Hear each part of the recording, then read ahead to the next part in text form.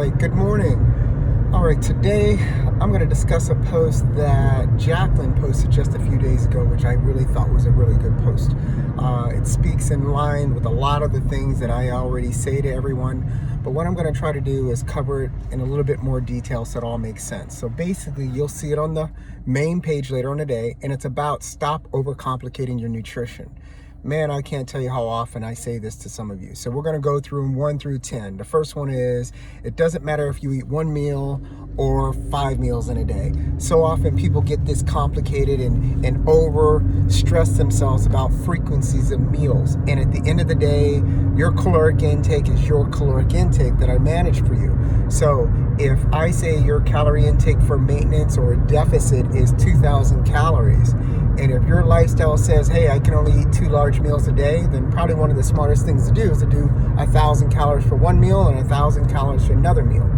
At the end of the day, it's 2,000 calories. Kind of look at it like an allowance. Your caloric intake is really that. It's just an allowance. How you decide you're going to spend your allowance over the course of a day or in the course of the week is really up to you based on your lifestyle. So I'm a big fan of spreading it out. But again, some people, like some of my nurses, find themselves where it's not that easy, especially if you work at night. Next, you'll lose weight if your caloric deficit is not below level.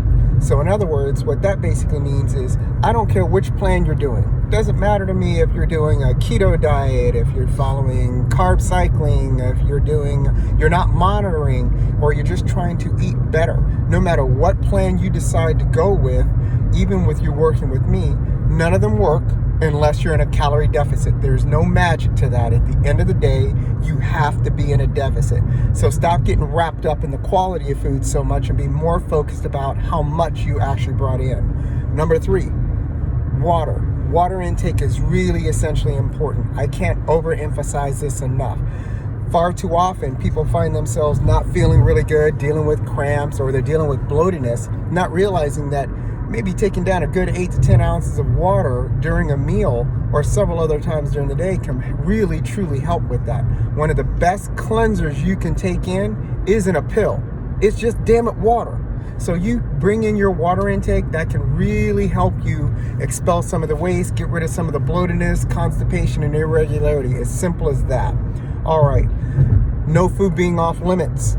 Another one of those issues that people have with it being concerned about, well, I heard bananas got too much sugar in it, or I'm not allowed to eat pancakes because pancakes will make you fat because of the carb intake.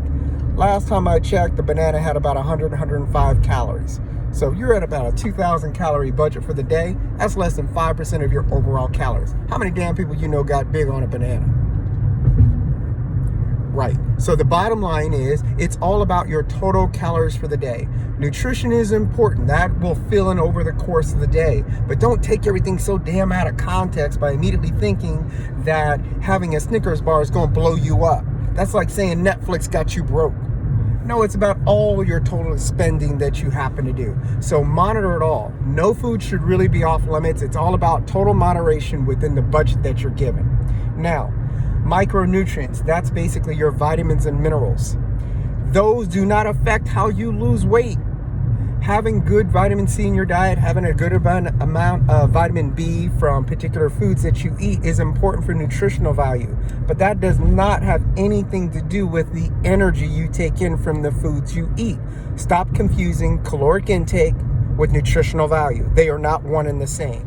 They are important, but they're not going to have anything to do with how you gain weight or how you lose weight.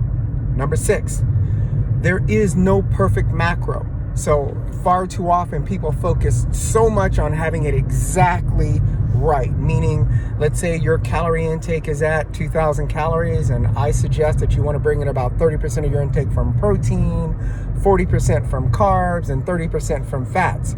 That's going to fluctuate from day to day. It's not an exact science. What that basically means is, from one day to the next, your body requirements and needs are going to vary. The goal is to get in the game. Be somewhere in near where I'm suggesting.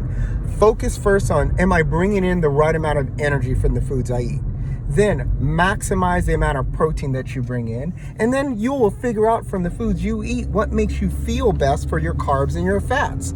because it all still comes back down to total energy consumption. So you can be eating great quality foods all day long, but if you're bringing in more than what you need, it doesn't matter if you hit the macros on the nose.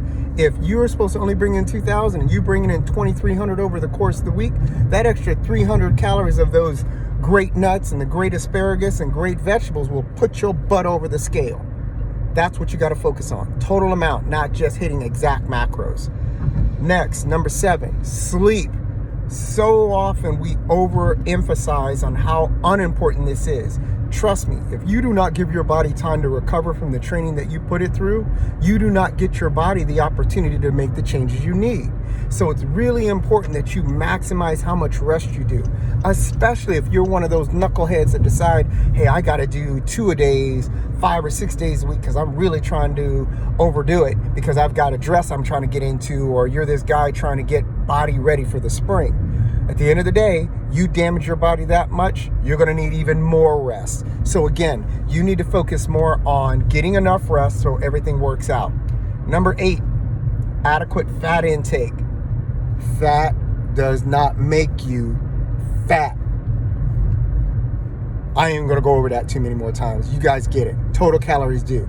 So quality fat from things like avocado and olive oil, again, that's important. But having a good amount of fat in your diet is also essentially important for hormonal balance, helping you feel a little fuller over the course of the day. And for women, it's really, really important because it can help with your cycle. It can help with your period. That's kind of redundant. Said the same thing twice. But my point is, good fat in the diet is very, very essential. So if you're not bringing in a good amount of fat because you're scared of fat, then you're going to struggle with bringing in the right amount of calories. And that's when you find yourself really feeling bloated.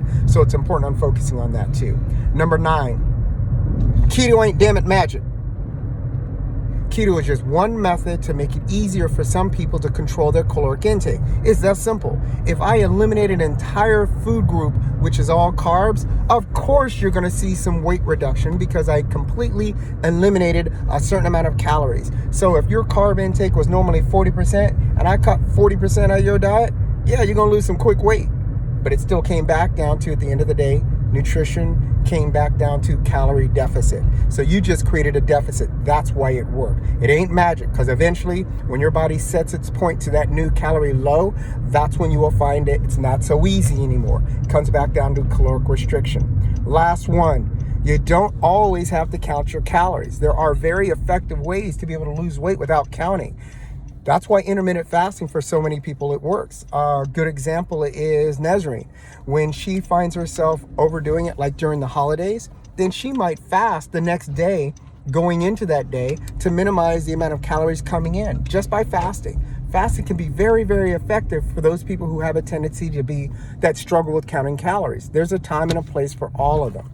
So those are the 10 tips about how to make dieting a little easier for yourself and not get all caught up in having everything to be exact. You're not trying to be in a prison. I just need you to be consistent. So those are your top 10 basic fundamental ways to be able to monitor your diet. That's it. Now I'm at work. Got to get to work.